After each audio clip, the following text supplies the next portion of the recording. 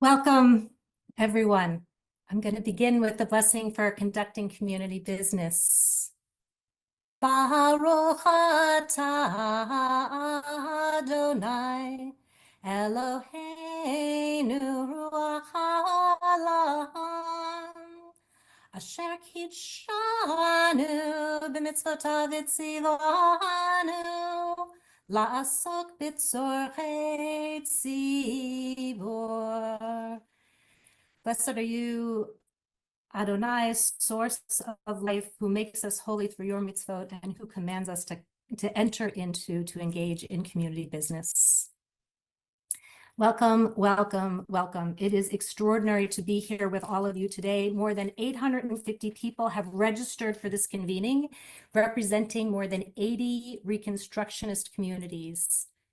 Thank you for engaging with so many other Reconstructionists and engaging in this important, challenging, sometimes heartbreaking, always essential conversation. The size of this community convening and its virtual nature has mandated certain choices. We have put together what we expect will be a powerful and impactful opening and closing plenaries. And these will be as webinars. You will see only the speakers on the screen and the chat will only go to the presenters. We so deeply value your input, and we will be sending out a survey after the convening, but the sheer size of this event prevents us from gathering your questions and reactions in real time.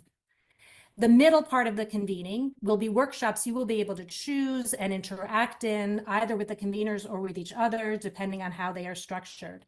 The day is very rich, and we have crammed so much in, probably too much. We intend this to be the beginning of conversations and programming, and we will be seeking your input on what shape that future programming should take. I want to share some of the principles that the steering committee used as we planned for today, and this is a good opportunity for me to thank them on the slide that just came up.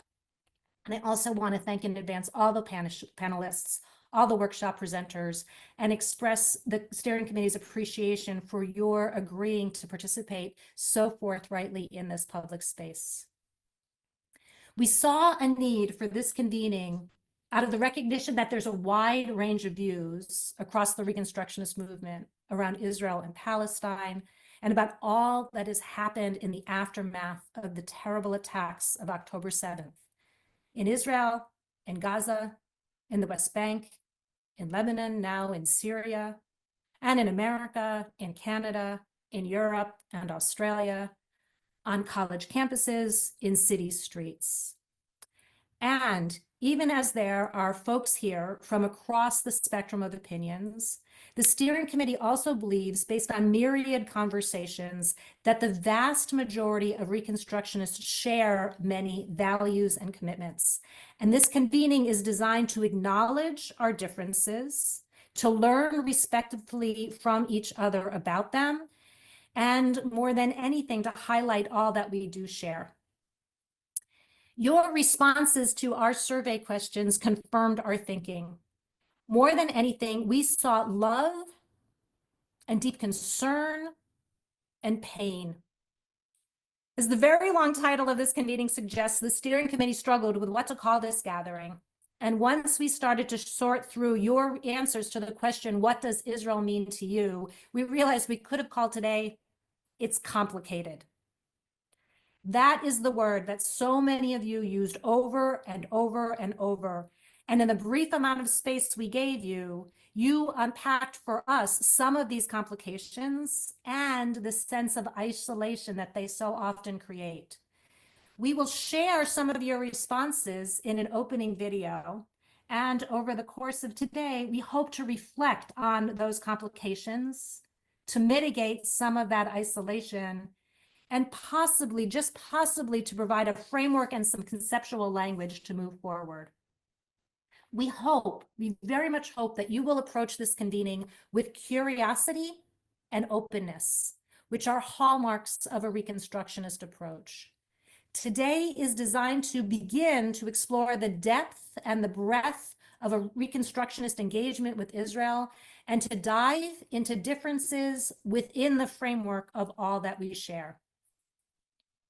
The steering committee sought to clarify for ourselves values that we believe undergird the Reconstructionist movement's commitments around Israel and Palestine. When we define Judaism as the evolving religious civilization of the Jewish people, we have an expansive understanding about what it means to be Jewish and what it means to be religious. Reconstructionism is at its core a religious approach. It is not a policy or advocacy approach. And that understanding of Reconstructionism as a religious approach animates this entire day. A subcommittee articulated values that guided our work. There's links to that just got dropped into the chat that has some additional verbiage. I'm going to just give the summary. These values are grounded in the premises and the promises of Israel's Declaration of Independence. And they include a commitment to worldwide Jewish peoplehood, an understanding that all humans are created b'Tselem Elohim, in the image of God, the centrality of democracy and justice, the affirmation of self-preservation, and the importance of accountability and reconciliation. Let me be clear, we do not believe these values are comprehensive. For us, they were a starting point, and they are also not listed in order of priority. We speculated, again, with a lot of evidence, that some of the greatest disagreements across the Reconstructionist movement are about how shared values are prioritized differently, or conflict emerges when those values are perceived as being in tension, even in conflict with each other.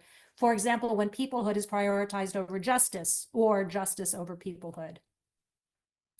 We also assess that at least some of the differences among us emerge from who we are and what our life experiences are. That is why we asked demographic questions of you when you initially registered. And anecdotally, the information confirmed our assessment. What I'm about to say, I acknowledge completely, is reductionist, and it is certainly not true in every case. We have seen within the broader Jewish community, as well as the Reconstructionist movement, that there are different perspectives on Israel and on Palestine and on the current conflict based on race, based on gender identification, based on generation, especially in proximity to Israel's founding, and more. Part of the goal today is to acknowledge these differences along with others and to explore them together. This is a growing edge. Conversations about Israel and Palestine have long tended to break down into screaming matches, and we are trying to have this conversation in a global environment that is increasingly fragmented and uncivil. That is why we have structured this conversation within the framework of covenantal community, and why we have asked you to commit to observing norms that help to create and to sustain covenantal community. By covenantal community, we mean voluntarily choosing to co-create communities where we agree to a set of values and articulate norms that prioritize our interdependence over our individuality, that place abiding relationships over what people look like or what they believe. This grows out of long-standing Reconstructionist priorities, and it's a way to bring the concept of peoplehood to life. Peoplehood is a grand and somewhat abstract concept. Community is how we make peoplehood concrete. And in a post-halachic, democratically oriented world, shared norms are how we make our community function. Doing this in a virtual environment feels especially important. Too often we see in virtual space that people become depersonalized, ideas become weapons, divisiveness prevails. We had the opportunity today, I'm so grateful that you're joining with us to do this, to model a Reconstructionist response to this kind of divisiveness. We know, as I've said, we know there are a very wide range of opinions present today. We can guarantee that someone will say something that will make you uncomfortable at the very least. And the invitation is, the mandate even, is to try to stay together, to listen and engage. That's what we're asking you to opt into. And the norms, we believe, with a lot of evidence, are ways to help. We're not going to pretend that disagreement and even conflict aren't present. We are diving deeply into substance and also into remaining in relationship with each other. Our goal is to live out the Reconstructionist truism that belonging precedes believing and behaving through the commitment to covenantal community by means of following these norms. So I want to share two more premises behind today's convening. Reconstructing Judaism, the Reconstructionist Rabbinical College, and the Reconstructionist Rabbinical Association aim to be supportive of Jews of color who are a growing part of our communities. And to Jews of color who are with us here today, we know that there are extra challenges whenever you enter into a majority white space. And we want to thank you for being here with us and extending your trust that we will do our best to provide a safe and a productive experience. And to all of us, to everyone gathered, we ask that you join in our commitment to learning and expanding our understanding of how Jews of color experience the world. Whenever we plan any programming, we strive to apply a racial justice analysis and to share the voices and the experience of Jews of color as a way of broadening our capacity to learn and to have empathy no matter what the subject. We work to understand what others are feeling and thinking, and to acknowledge the impact of racism, and especially how racism and anti-Semitism intersect.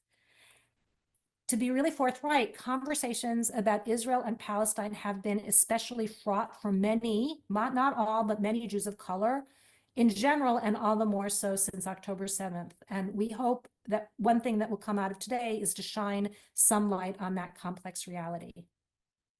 And finally, we are keenly aware that language can unite and also divide us.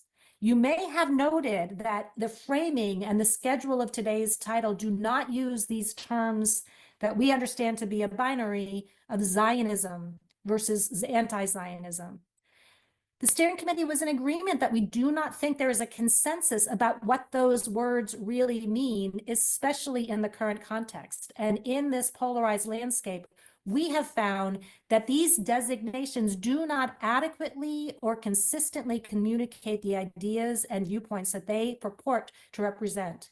And we think that these binary terms cloud consensus on values and even policies that individuals in both camps may agree on. So too often we misinterpret or misunderstand how people are using those terms. So we didn't mandate to the panelists and presenters that they avoid those terms at all, but together with them, we hope to open up much more than the language. We hope it to focus on and open up the discussion on the principles and the experiences and the emotions that shape them. So today, all of you will hear discussions about Am Yisrael, the people Israel, and Eretz Yisrael, the land of Israel, and Medinat Yisrael, the state of Israel. And all of this will be in the service of the original meaning of Yisrael, as we read in yesterday's Torah portion in Parshat Vayishlach. Just as Jacob is about to meet Esau for the first time after their tumultuous parting, Jacob wrestles with what we think is an angel and demands a blessing. And the angel tells him, "Your name shall no longer be Jacob, but Israel, for you have striven with beings divine and human, and you have prevailed." This is our legacy, to be God wrestlers. At moments of challenge, at moments of transition, we do not sit passively or retreat into rigid orthodoxies. We wrestle and we struggle and we fight for new meaning. We fight for a blessing. This, I believe, is one of the reasons for the resilience and durability of the Jewish people, our insistence on wrestling for meaning, our certainty that it is there, and that in the seeking of it, we will be blessed. Ken Yehi Ratzon. May it be so. So we're diving into the opening panel and beginning with some of your thinking.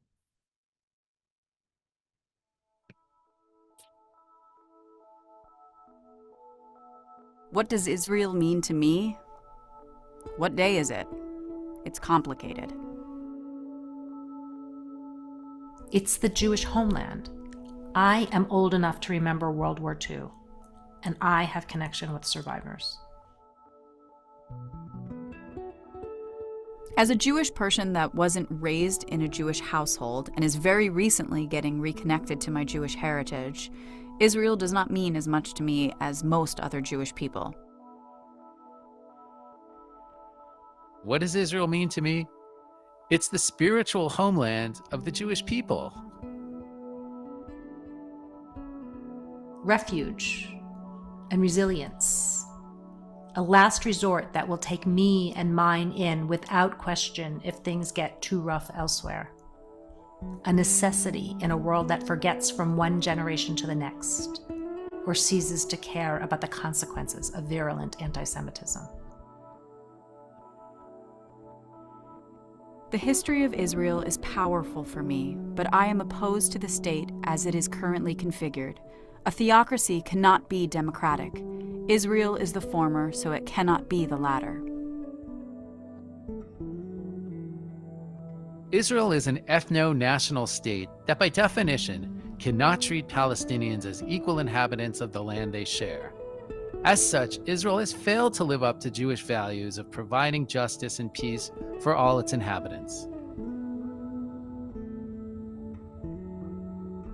Israel is the historical national homeland of the Jewish people, the one place on earth where Jews have the right to self-determination and one day, hopefully, safety from people who want to oppress us or kill us.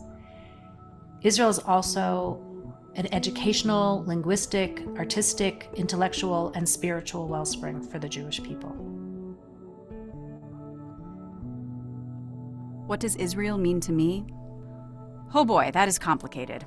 I do believe it's the Jewish ancestral homeland, physically and spiritually, but I don't believe it is any more the Jews' land than that of its other inhabitants. It's complicated. I'm a year older than the state of Israel. I grew up on what I now consider mostly myths about what a nation state should mean to Jews. Yet I am entirely a diaspora Jew, with both my parents and one grandparent born in the US, and my understanding of Jewish values has caused me to become profoundly uncomfortable with a lot of what I was taught in the 1950s. I now see the state of Israel as an expression of 19th, early 20th century nationalist thinking, which is not appropriate to the needs of the 21st century and beyond. Furthermore, I am convinced that the militarism of the Israeli government and its support by the US government is morally wrong, geopolitically unwise, and makes Jews everywhere less safe.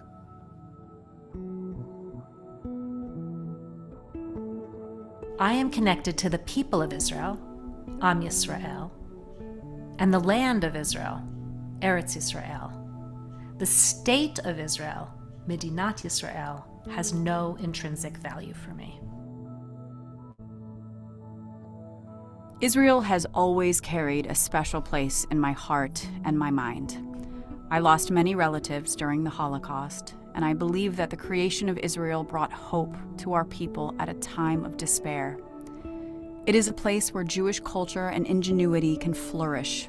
I cannot imagine a world without Israel, and yet I'm very concerned about many of the decisions by the current government and the trauma to both the Israeli and Palestinian people. While I have always felt a deep connection, the governing coalition and current events in Gaza and the West Bank are straining my connection and causing me to reconsider foundational beliefs.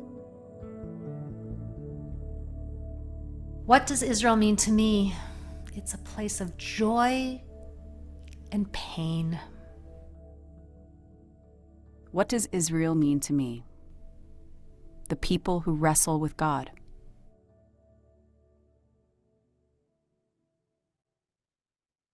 Welcome, everyone, to our opening plenary. Thank you, Deborah, for your words, and particularly thank you to everyone for those beautiful expressions of your connections, something we're going to explore in this plenary.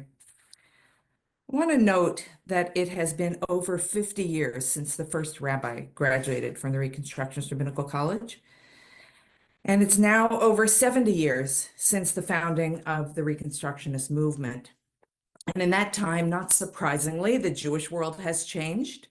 Life in the state of Israel has changed, and we have changed. And each of us brings our own personal experiences and our own individual responses to those changes. Rabbi Kaplan described Judaism as the evolving religious civilization of the Jewish people, and he taught us that as a people, we have endured because our civilization has evolved to meet the moment. And Kaplan also modeled a personal commitment to evolution, ready to revisit earlier assumptions and rethink prior conclusions. And yet, our Reconstructionist framework as a religious civilization has taught us that Judaism survives and thrives as we adapt to new circumstances and different ideas.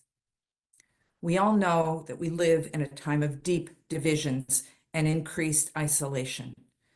And many of us here, I know, seek to repair the breaches and to find a better, healthier way to build our future. And this event is called a convening to remind us that being together not only supports us when we need to be heard, but listening to other points of view points us to a greater truth than any one of us envisions, or that any one like-minded group controls.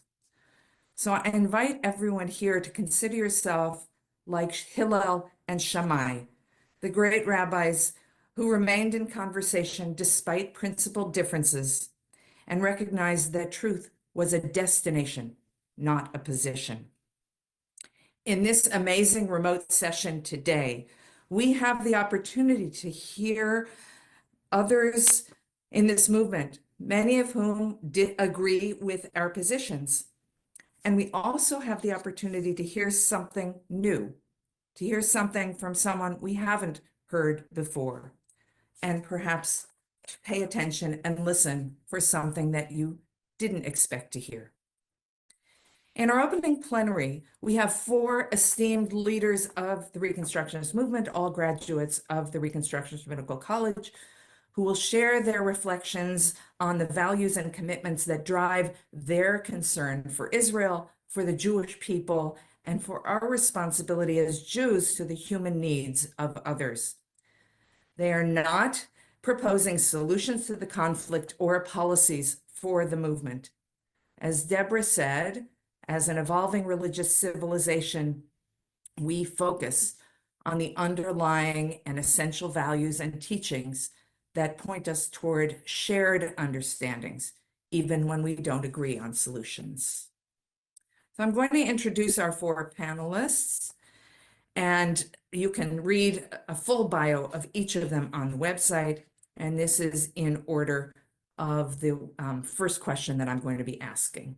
So welcome to Rabbi Gail Diamond, RRC 1993, who served as spiritual leader of Reconstructionist congregation Agudas Achim in Attleboro, Massachusetts, before making Aliyah in 2001.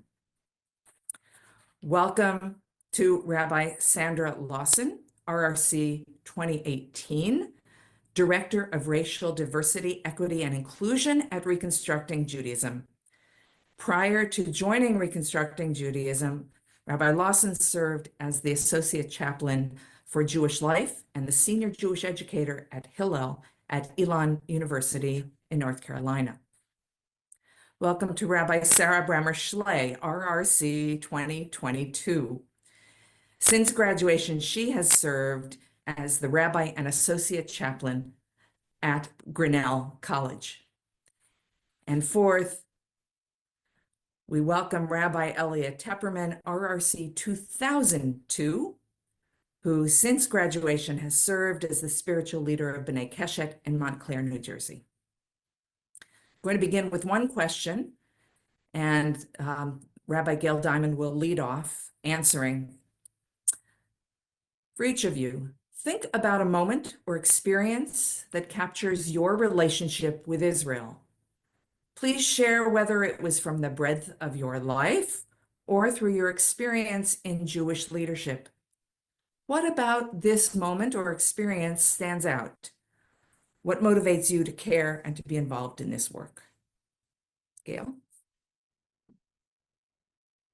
Thank you, Barbara, and I'm honored to be here. We're asked to start with a story that expresses something about our relationship to Israel. So this is a little bit of the story of how I came to live in Israel, a story about something I said to my congregation before I came. My wife is from Trinidad, and when we got together in 1994, she had never been to Israel.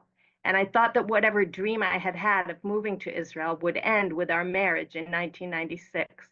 We actually argued about whether to put Israel as one of the commitments in our ketubah. I wanted to, she didn't. Later, in April 2000, we learned that her attempts to get a green card through her work were unsuccessful, and we would have to leave the USA in order to stay together. We made our plans to make Aliyah in June 2000, and in September of 2000, right before Rosh Hashanah, the Second Intifada began. In a sermon during those high holy days, I spoke about how everything we care deeply about and are committed to in life has an ideal aspect and a real aspect. As I said at the time, no one gets married dreaming of years of arguments, although John Gottman, an expert in marriage, says that 52% of arguments in a marriage will never be resolved, and we will kick them around like a football throughout our married lives. No one has children dreaming of sleepless nights, dirty diapers, or sulky teens who say, "Get out of my room." When I think of honoring my parents, I think of driving my dad to the beach and helping him go in the water with his walker so that at 94 he can continue to enjoy what he loves. I don't think of the arguments it took to get dad to agree to use a walker, or of the myriad conflicts and challenges that face our family as my parents decline. As I said in 2000 and believe today, Israel is both an ideal and a reality. The ideal includes the ingathering of the exiles, of Jews from around the world who came as immigrants to Israel, including the magic moment when I first heard someone praying in Russian at the Kotel. The ideal is a haven that any Jew can come to, not only after the devastation of the Holocaust, but also today as anti-Semitism rises around the world. The ideal is peace inside and outside Israel, economic opportunity for all inhabitants, peace agreements with our neighbors like those with Jordan and Egypt that despite being cold peace have stood the test of the past 30 plus years. The ideal is the growth of Israel's economy, the technology we export around the world to improve agriculture, health, and other industries. And there is the reality of attacks on Jews in this land before the state, with extreme violence in 1929 and 1936. The War of 1948, as documented meticulously by Benny Morris in his book by that name. Attacks by Arab armies. The Egyptians were in Beit Guvrin, about 18 miles from my home. The displacement of 700,000 Palestinian refugees, whose descendants now number an estimated 8 to 9 million. The lack of rights for Palestinians in the West Bank and Gaza. The reality of the 24 years I've lived in Israel has included military campaigns, wars, and incessant terror attacks. And then came October 7th, 2023, a day of such violence and atrocities, it caused me and many others to question everything I thought I knew about ideals and about reality. Since October 7th, in the midst of the destruction caused by Hamas, Hezbollah, the Houthis, and Iran, and by the IDF in which my daughter serves and my son will soon serve, led by an Israeli coalition government I did not vote for and do not support. Amidst all this, members of Israeli society of all backgrounds have stepped up in a myriad of ways, giving of themselves. This is also part of the real and the ideal in Israel, the incredible resilience shown in all areas, the huge quantities of volunteer hours, the generosity and strength of the Israeli spirit, the ideals of a society founded on respect, Mutual assistance and kindness are what so many people have tried to make real over the past 15 months in the face of unbearable violence and suffering. Thank you, Gail. We'll turn to Rabbi Sandra Lawson. Hi, Gail. I haven't actually met you in person. Your words touched me, and I hope one day that we can meet in person. So when I think about Israel and I think about my time, actually, I just realized originally I wasn't actually supposed to be here. I was actually supposed to be flying back from Israel right at this moment. And for those of you who know, I could talk more about why that didn't happen. In 2015, I was a rabbinical student studying in Israel. And when I think about my time there, for those of you who are familiar with Jerusalem, every day except for Shabbat, I would walk from my apartment in Bata across the street from Pardes, and I would walk the 2 miles to the conservative yeshiva. And on my walk back, I would often stop at a market and pick up something for dinner. I also think about the people who would become my family while I was there, my classmates, Julie and Ariel, and they were my constant companions. We formed our own little family, our own little community, and we supported each other while we were there. I also think about Rabbi Susan and her husband, Yosef, who took me in and made me part of their family, offering me a sense of home, in a very unfamiliar place. I remember late night dinners of hummus with younger than me, Jewish and Arab Israelis, some being surprised and giggling that I could not tell the difference between who was Jewish and who was Palestinian. Some of my earliest memories as a songwriter are from Jerusalem, sitting on my balcony, writing songs about my experiences and the stories of the people I encountered. The funny thing about those walks, I often encountered people I knew from the States. Now, as we are approaching Hanukkah, one memory really has been standing out as we were about to do this convening. I'm remembering one Hanukkah night in 2015 with the Women of the Wall. They had just won a large court case to bring a Hanukkah to the Western Wall. And they brought a very simple Hanukkah. And when they arrived, security blocked them. And they eventually made their way in. And I climbed on a chair to get a better view. And there was so much joy and celebration, one that I would kind of describe now as kind of defiant religious celebration joy. And as the women lit the Hanukkah, one that was it was simple but dwarfed by the one on the men's side, I couldn't help but notice the Hanukkah on the men's side and watching the men casually take selfies with this very large Hanukkah. And for me, it highlighted the stark difference between people who had to fight for rights that should have already been theirs, and those who took their access for granted, as if never imagining that it would be taken away. That moment left a stark impact, or a deep impression on me. And I also remember while the celebration was going on, a Haredi woman hitting me and yelling at me, telling me to get on the men's side. Her Hebrew was so fast, talking Hebrew was so fast, but I knew what she was saying, or just what she was saying, because clearly it was a reminder for me that I did not fit into the Jerusalem gender binary. And there was also a moment of pure joy and freedom when my favorite teacher, Yiska Smith, invited me to a talk that she was giving at a gay bar. And I remember the whole time I was there, I never thought about going to a gay bar. But that night, when I went to this gay bar in Jerusalem, I felt this sense of freedom. I didn't realize how much tension my entire body had been holding on to. And I realized how free I was. And all that tension just melted away in this space as we danced and had this wonderful party.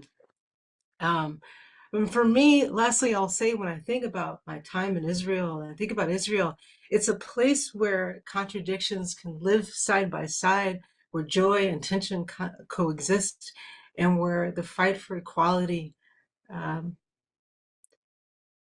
authenticity play out in profound and meaningful ways. DeBark. Thank you, Sandra. Now we'll invite Rabbi Sarah Bremer-Schley. Hello, it's so good to be here with all of you, and really feel honored to be here with my fellow panelists as well. I'll start with a little bit about my upbringing. Israel was a huge part of my Jewish identity growing up. There really was not a separation between what it meant to love and support Israel and what it meant to be Jewish. And that wasn't passive for me. That was a very active feeling, and I was very passionate about it. And when I went to college, I became friends with a Palestinian American woman. And there was one day we were sitting and we were arguing. And I said something along the lines of, well, the IDF drops pamphlets before they bomb places. So that is pretty moral and considerate of them to do. And she looks at me and she says, Sarah, where are they supposed to go? And it was such a simple question, yet it was a question that I had not considered. And it made me realize how much I hadn't considered the Palestinian narrative and experience in general. And that led me to really dive into this issue. I studied this in school. I studied abroad in Jerusalem, and then later on have spent quite a bit of time in Israel, Palestine, both during rabbinical school, but also doing organizing and activist work there. And in 2011, when I studied abroad in my undergrad, I walked by East Jerusalem all the time, but I didn't really think that much about the experiences of what was happening there. And in 2016, when I was on a delegation with the Center for Jewish Nonviolence, we spent time in East Jerusalem, and I started to hear the stories of Palestinians in that community and the hyper-militarization and policing in that community, the either active eviction of them from their homes, the private security that Israeli settlers got there, and just what it meant to live in this community that had such a drastically different experience than in Jewish communities in Jerusalem. And once I started to unpack Jerusalem, I felt like the whole land started to, I don't know if unravel is too strong of a word, but it made me see more clearly what was happening. And I want to share one story from my year during rabbinical school when I lived and studied in Jerusalem. I was in the Old City one day, and I took the Palestinian bus from the Old City back to my apartment in Baca. And even that phrase, right, of Palestinian bus, I think that signifies a system of separation in and of itself. And we were perhaps, I don't know, 5-10 minutes into the bus ride, and the bus gets stopped, and a few Israeli soldiers come on, and they ask all of the men, just the men on the bus, to give them their documents. And they ignored the Palestinian women, and I'm pretty sure I was the only non-Palestinian on that bus, and we were not required to give the documents. And the soldiers get off the bus, and they're kind of going through all of the documents, and eventually they come back on the bus, and they hand the documents over and kind of shoo the bus driver away. And all of the men on the bus start to scream, wait, wait, wait, don't go yet, because they wanted to make sure they got their IDs back. And so this one young man on the bus has all of the IDs and starts to call off name by name as the men on the bus come up for their ID. And I remember in that moment feeling so angry because this moment that should be a mundane, forgettable moment on their way home or on their way to work was actually a reminder of the system of control and occupation and domination that Palestinians face. And this man has to all of a sudden demonstrate his leadership skills on his way home from work. And it is a reminder to me that we have to talk about Palestinian experiences as we talk about our own relationship to Israel as Jews. And I'm thinking about this, the Parsha from this past Shabbat of the story of Dinah, that we never hear from Dinah, her perspective. We hear the perspectives of men around her, but we don't hear her perspective.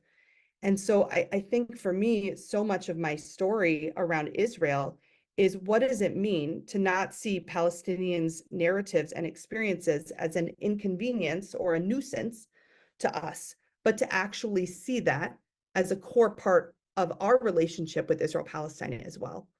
And part of this question that I'll end with is, why do you care, or why are you motivated to do this work? And there's a lot of different ways I can answer that.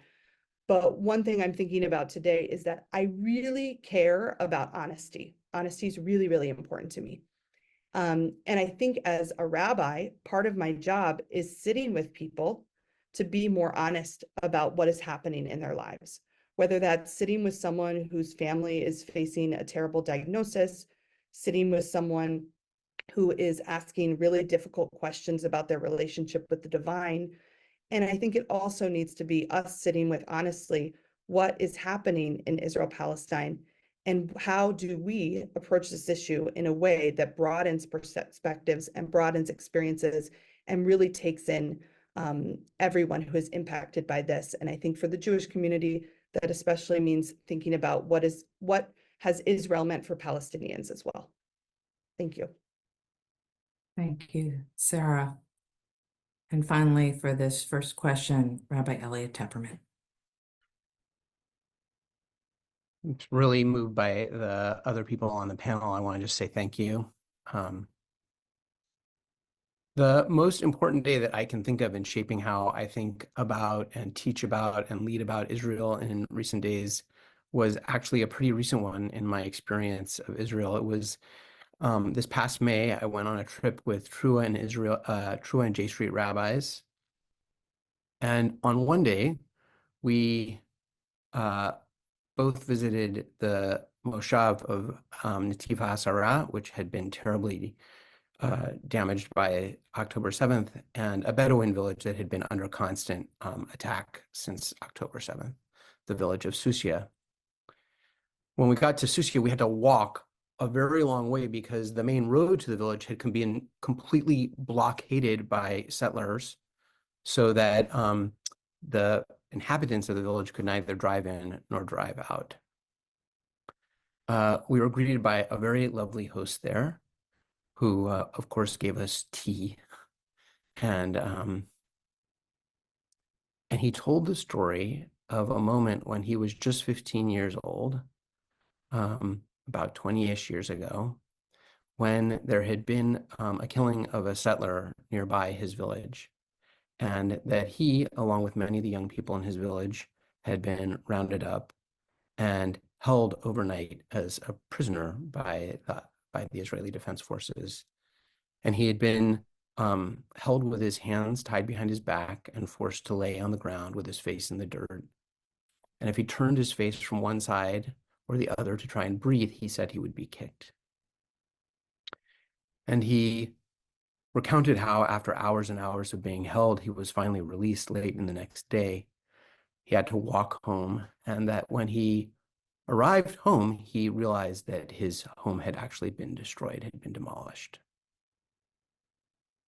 And he shared with us the story of going to bed that night vowing vengeance, vowing a desire to do whatever it took to impose pain like the pain he had just experienced on Israelis. And how nonetheless, when he woke up the next morning, he was shocked to see a group of Israelis driving up with food and with tools ready to help him rebuild his home and offer him comfort. And he shared that this was the first time he'd ever had a chance to interact with Israelis who weren't soldiers, who weren't settlers, and how that moment marked the beginning of his commitment to becoming a peace activist. That moment, he felt like he could let go of vengeance and begin the work of seeking peace. So as I mentioned, on that same day, we went to the Moshav Netiv HaAsara, which sits exactly on the northern border of Gaza. And we visited the home of Bilha and Yaakov Inan, two of the very first people who were murdered on October 7th. Their home was so thoroughly destroyed by a rocket that only the cement foundation remained. And Bilha and Yaakov's 5 children immediately understood that their parents had died and that there would simply be no bodies to bury. And they claimed that they were the very first family in Israel to begin to sit Shiva. I first learned about one of their children, Ma'oz Inan, when I had, in 2009, traveled to Nazareth and stayed in a guest house that he had built specifically with the goal of bringing himself into dialogue with Israeli Palestinians and with the hope of building peace through tourism. And you could easily imagine that October 7th, when his parents were killed, would have been the end of that venture. But instead, not only for him, but for all of his siblings, it completely renewed and fueled his commitment to peace. He is now on this audacious effort to build a 5-year plan to enact peace between Israelis and Palestinians. And when we met with Ma'oz, one of my colleagues said to him, how is it possible that you could so quickly engage in peace activism after losing your parents, after losing so many friends and neighbors? And he responded that I cry almost every single day. But to me, it makes perfect sense that when a person is lost in the desert, they cry out for water. And so for me, when I'm lost in this kind of grief, it feels normal to cry out for peace. So these 2 moments have very much shaped my work since that moment. I feel like if these 2 individuals who have been so directly and harshly and painfully impacted can have the courage to speak peace, that I also have to have a courage to at least speak my truth, to at least listen carefully with people who I disagree with, to at least acknowledge that here in the US, where often our losses are much, much less, that we can engage in this dialogue with a kind of freedom that I think demands a kind of honesty and truth that we bring to these discussions. Thank you so much, Elliot. That was our first round. I want to apologize to everyone here that we have a lot of questions we would like to ask all of these panelists. So we've given them a range of questions. Each one has chosen one that they will respond to. And we're going to start going in reverse order, back with Rabbi Elliot, with this question. In the larger Reconstructionist world, we try to emphasize multiple narratives. That is, Israel trips led by an Israeli and Palestinian tour guide, or meeting with Palestinians and Israeli Arabs, or Hebrew school curricula that includes education about Palestinians and other people living in the land. Elliot, what is your experience around integrating multiple perspectives into your relationship to or teaching about Israel? So I'm glad I got to say this right after my last comments. One of the most beloved texts in progressive Jewish community is from the prophet Micah, right? And so he teaches, what does God require of you? Only do justice and love loving kindness and walk humbly with your God. And I mean, I'll admit it, I love this text too. This is a favorite of mine. But I have noticed, and I've especially noticed recently, that most people focus only on the first part of the text, doing justice. But they fail to notice that each commandment in this phrase comments on the one before it. So yes, of course we should do justice. Of course we should do that. But we have to also love loving kindness.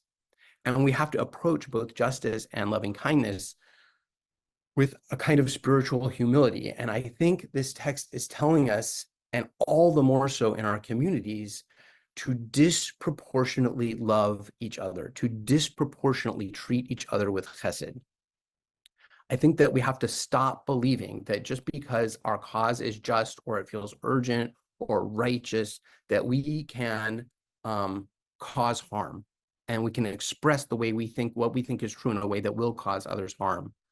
I'm so grateful that the banner for this Get convening includes the phrase Kol Yisrael Aravim Ze B'Ze. The entire Jewish people are connected, are bound up one with the next. And I know that it's true that a lot of Jewish people love this idea, love our sense of connection, and that also sometimes we bristle at it, right? Because it means we are associated with Jews and parts of the Jewish community that we might not, that whatever, who rub us the wrong way. But that sense of bristling, I think, is its own sign of connection. I think it's just true that our fate is intertwined with the fate of other Jews. So that's true in our communities, and it's also true in the broader world. And with half of the Jews in the world right now living in Israel, I think we have to just acknowledge how much our fate is intertwined with theirs. And so whether or not you think of Israel as a source of pride, a place of security, a place of awesome memories, a place that you love, or whether you approach it with anger and judgment, maybe even shame, or maybe it's all of those things at different moments, I think that the intensity of these feelings is an expression of this kind of visceral connection that binds us together. And because we are connected, we have to be caring and loving with each other in the way we speak about these issues, because our verbal stabs and our slings that we throw at each other and the emotional slights that we direct at each other, they don't only harm the person that we are directing them towards, but they harm the fabric of our community. So I often invite people to just consider whether, when they're talking about Israel with people who they know to be kind and decent people in other places of their life, maybe even their own family, whether or not they raise their voice, whether or not they ever speak over them, whether they take pride in kind of a great zinger, whether they speak negatively about those people when they're not there. Because I think that too often we're just trying to convince each other of what is right. And we are failing to hear Micah's demand that we prioritize love and that we do so with some humility.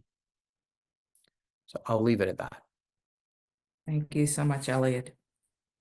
Turning to Rabbi Sarah. How do you understand Jewish peoplehood in 2024, and why do you care about Jewish peoplehood? Thank you. So I remember when I was visiting rabbinical schools and figuring out if I wanted to go to rabbinical school and where, when I visited RRC, the Reconstructionist Rabbinical College, our dean at the time, Dr. Elsie Stern, she explained Reconstructionism as it's where Torah meets the Jewish people. And I remember loving that and thinking, wow, that's how I've thought about Judaism my whole life, but I didn't necessarily have language for it. And it really felt like a homecoming coming to Reconstructionism. And I'm thinking about this idea of Jewish peoplehood in relation to how we think about it now, but also how Mordechai Kaplan, our founder, thinks about it, and thinking about this idea of belonging. And for Jewish peoplehood to really thrive and survive, there needs to be belonging. And Kaplan wrote a lot about that. Our identity has to be rooted in culture. It has to be rooted in values. It can't simply be rooted in a surface level ethnic or religious identity, and also not in only the way that we are oppressed as well. So Kaplan has written really powerfully and clearly about that. So I'm thinking today in 2024 about peoplehood, of what does it mean for us to understand peoplehood and connection in terms of values and belief systems. And I think in a conversation about Israel-Palestine, it feels important for me to bring up the concept of chosenness, which the Reconstructionist movement has rejected and said that it doesn't align with our ethical values. And also Kaplan wrote about that on a theological level, that he couldn't sit with this idea that God would choose some people over others. So I think we really have to grapple with how chosenness also manifests in Israel-Palestine and in the way that Palestinians are treated as well, and in a system of Jewish supremacy as well. So we know in the West Bank, there are two systems that operate, civil and military law, and that it is dependent on whether you're Israeli or Palestinian. And I would argue that that is not, I don't think we can say directly that the system of occupation is only about chosenness, but I think this idea of Jewish supremacy is an extension of chosenness in many ways.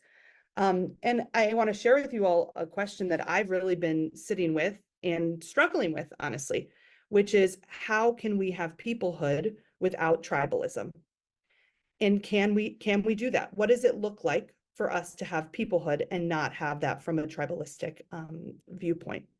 And I have come to a place where I don't have an answer for that. I'm really sitting with it, but I do believe it's possible. But I think for me, I'm going back to Kaplan of what does it mean to center belief systems, to center values, to center culture and practices in our idea of peoplehood, and not have that only be kind of a ethnic way of relating, but also to really have that center values. So I think that's where I'll stop. Thank you. Thank you for that, Sarah. Now, Rabbi Sandra, what, if anything, do you think it's important that folks who are not Jews of color know about your experience after October 7th?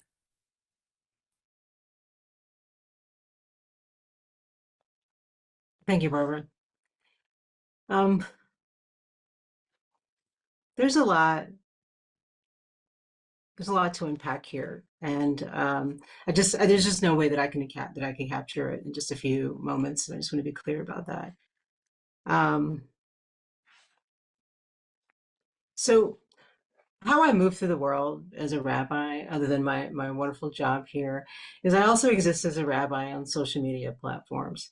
And I have a kippah here, but also on my social media platforms, I have another kippah.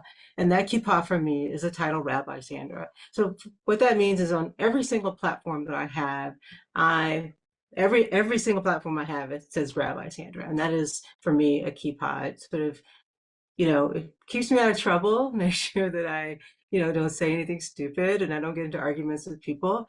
But that's a kippah for me. I even play music in North Carolina under the title Rabbi Sandra. So that means everywhere I go, I live loudly, proudly as a Jew. That's how I see it.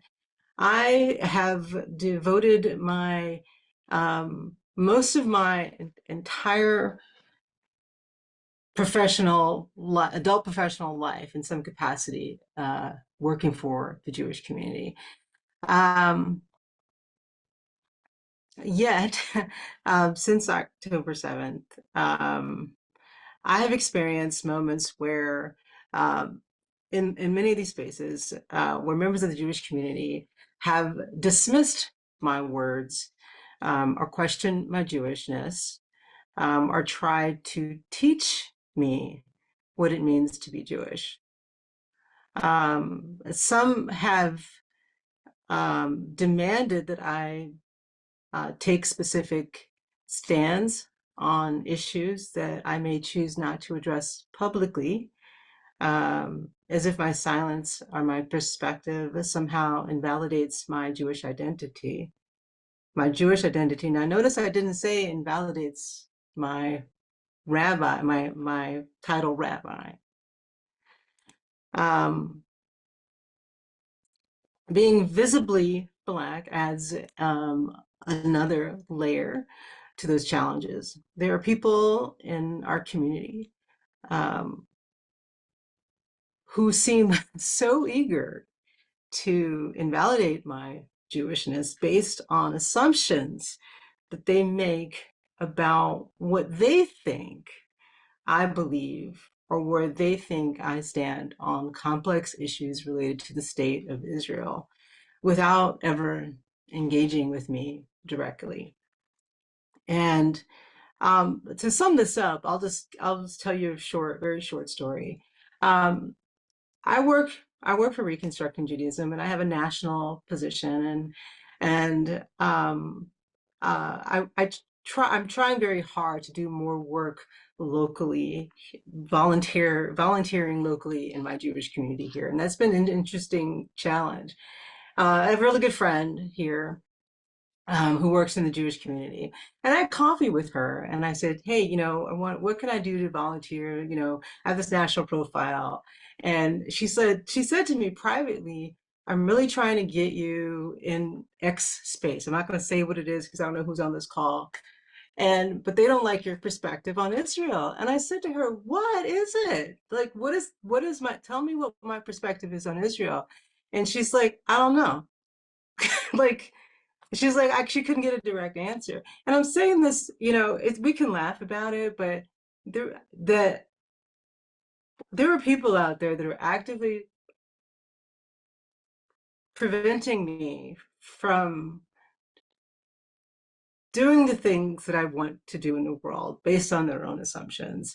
And it's grounded in their own beliefs about how Black people think. I'll stop there. And so the events of October 7th were horrific, and what's happening in Gaza is horrific. And these truths live and can exist side by side along each other.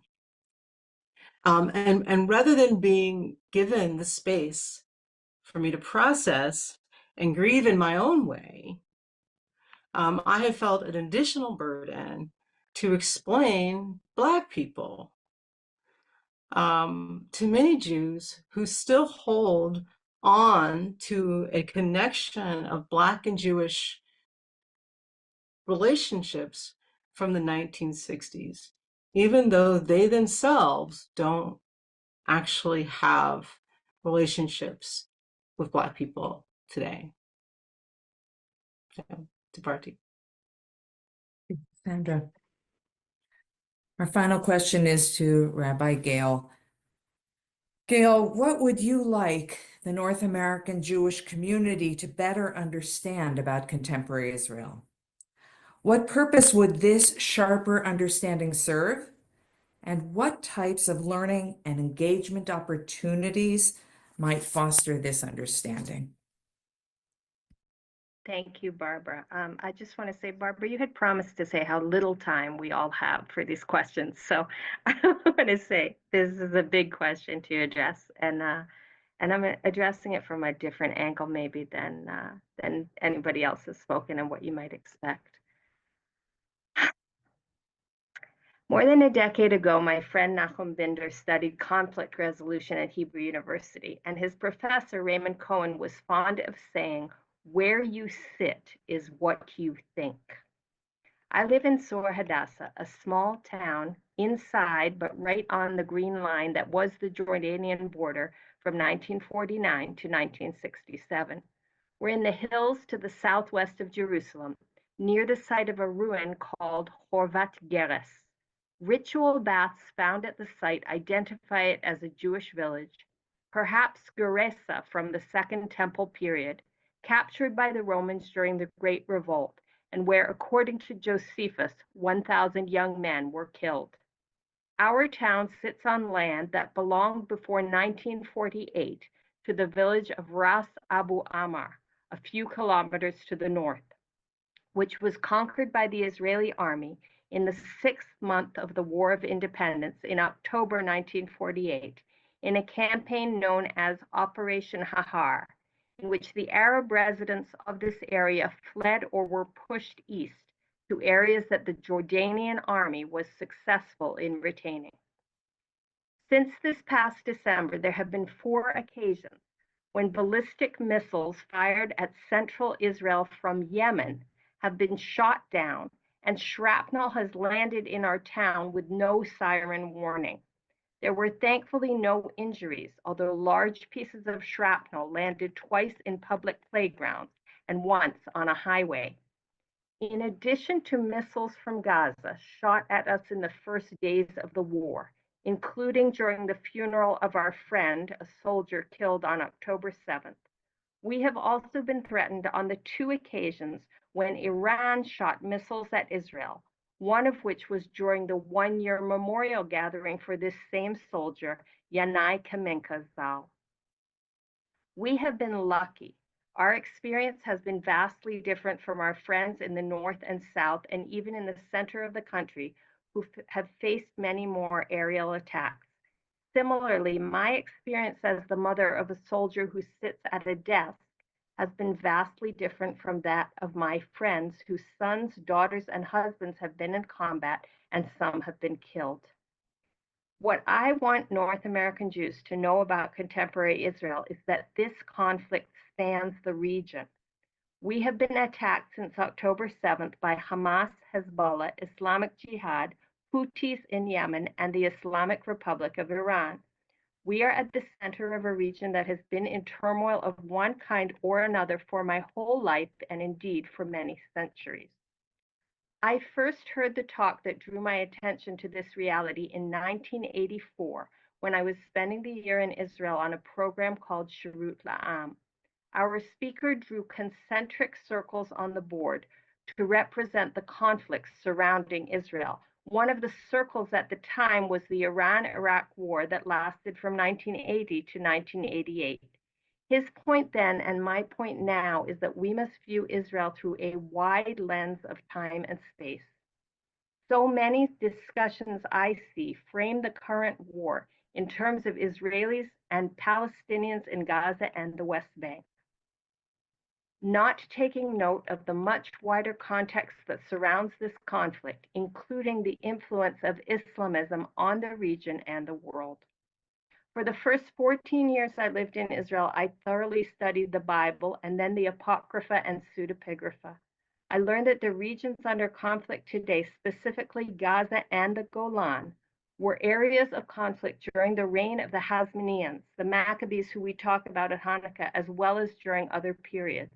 The challenges to a sovereign, autonomous country led from Jerusalem have remained over centuries.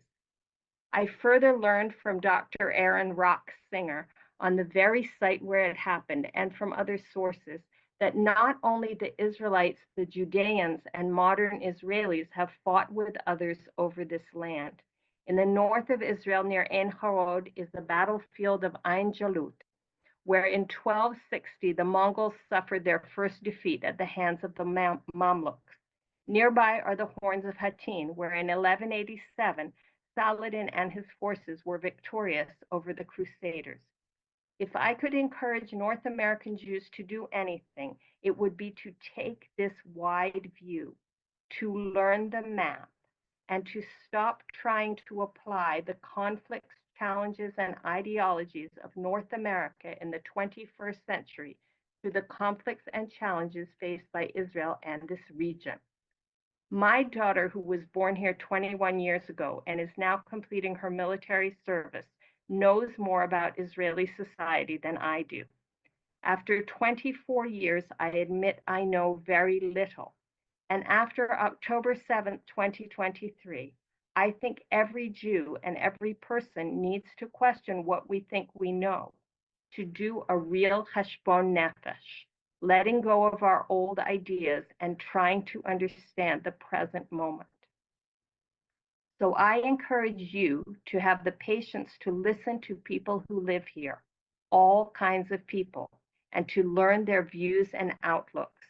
If where you sit is what you think, who you sit with is also what you think.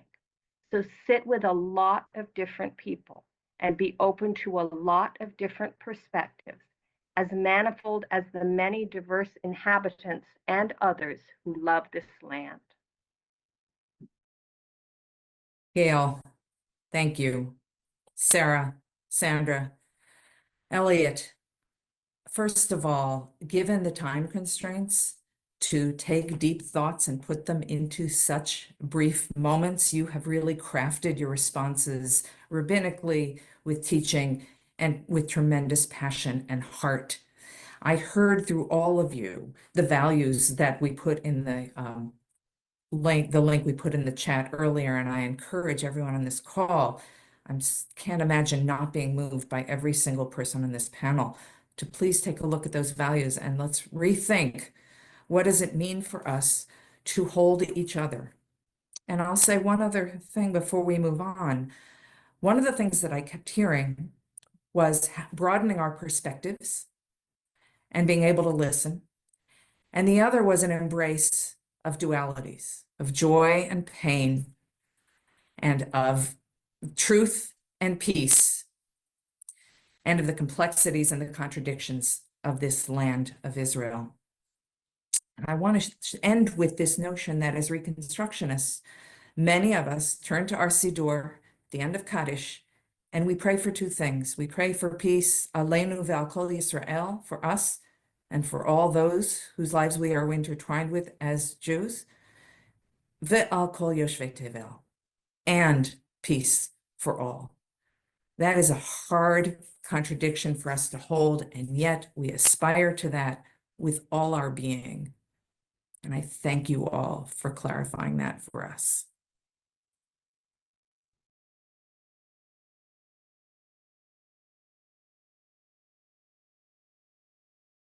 We asked Jews of color to describe a moment or experience that captures their relationship with Israel. I participated in a group trip to Israel, and I made the decision to leave my name tag on all the time, even when I was exploring Jerusalem on my own. Everyone I encountered treated me like an American Jew, not an interloper or a curiosity, just another American Jew.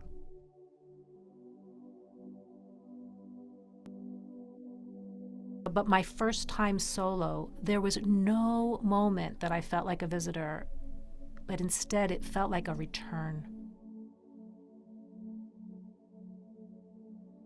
There's my relationship with Israel and my relationship with what people, particularly other Jews, think my relationship with Israel should be, and the latter is what causes me the most pain.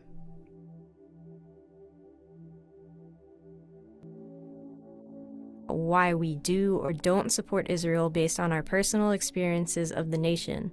It's easy to dismiss one another's points with, oh, that's just your experience, and you just feel that way because of XYZ. That's not really how it is. If XYZ happens to be a minority identity of any sort, the implication may then read as, that's not how it really is for the rest of us, the real ones. Recently, I made time to speak with another Jewish community leader.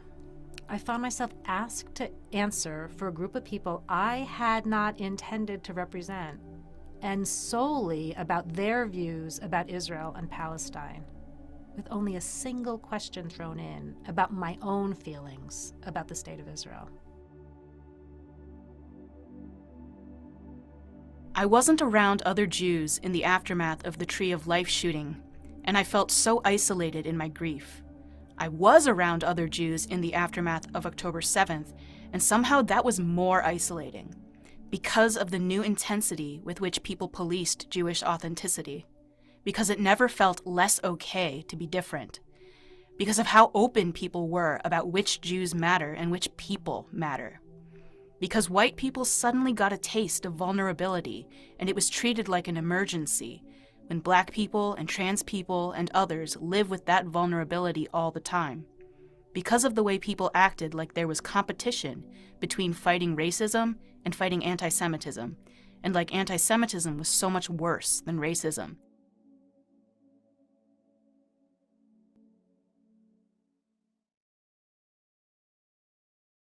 What do you think is important for folks who are not Jews of color to know about your own experience after October 7th?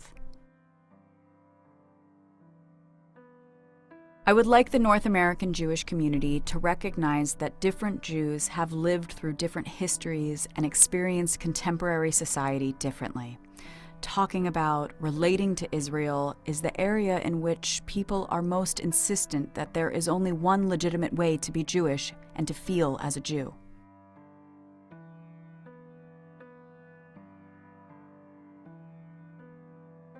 I'd rather we talk about Israel from a place of believing we all have open eyes and the ability to take in and understand reality, and that no single one of us can grasp the whole picture.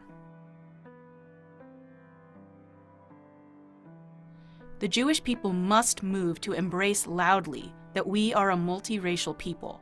We must push back at attempts to be defined by social constructs that we predate. We must acknowledge how the allure of whiteness for many contributed to perceptions that Jews are colonizers with no claim to the land prior to the establishment of the State of Israel.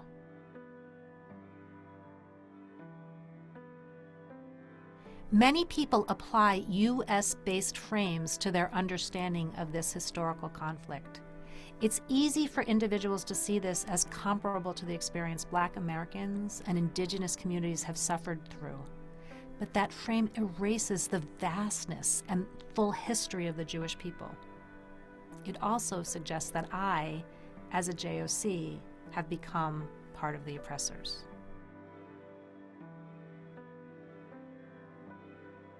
My post-October 7th experience has made clear, as I watched my own child navigate anti-Semitism, that efforts around diversity, equity, and inclusive excellence have often not thought about Jews as anything other than white. No one knew how to respond to a JOC experiencing anti-Semitism, that race may not have been the primary driver of discrimination, and that discrimination, anti-Semitism, can happen between two people of the same race.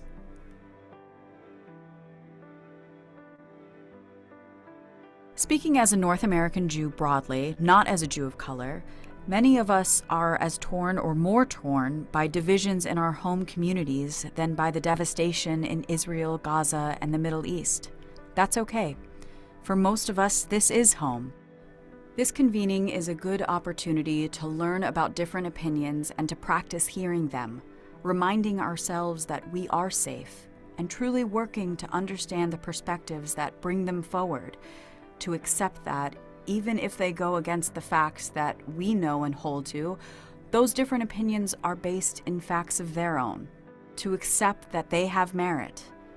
What we're missing is the chance to build and reinforce relationships outside of the Israel-Palestine conversation. When I, as a human being, understand that the person talking to me is also a full human being, outfitted with wisdom and faculties of observation and opinions about other things that I respect, it's easier to understand that the opinion that hits like a gut punch also comes from their truth and wisdom. It's easier to talk and maintain relationship. It's easier to stay in community.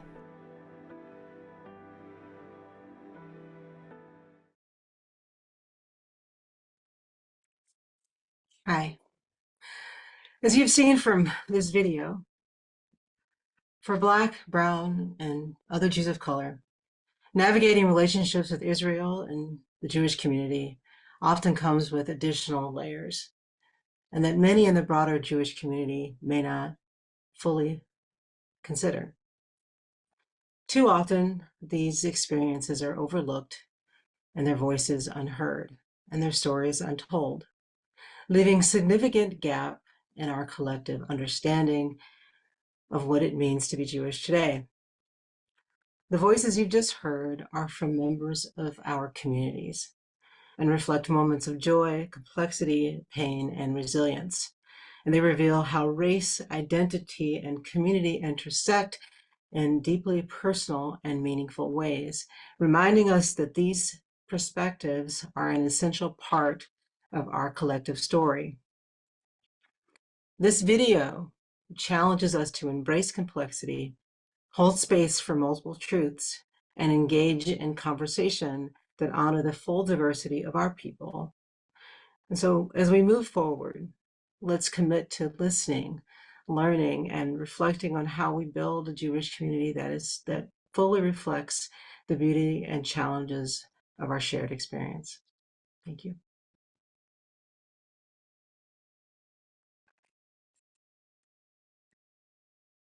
Hi, everyone.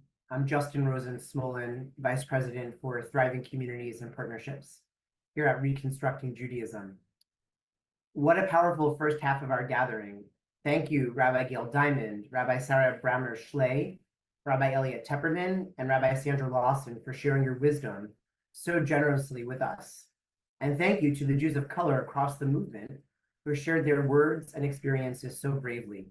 You have all given us so much to meditate on for the remainder of our gathering and as we move forward.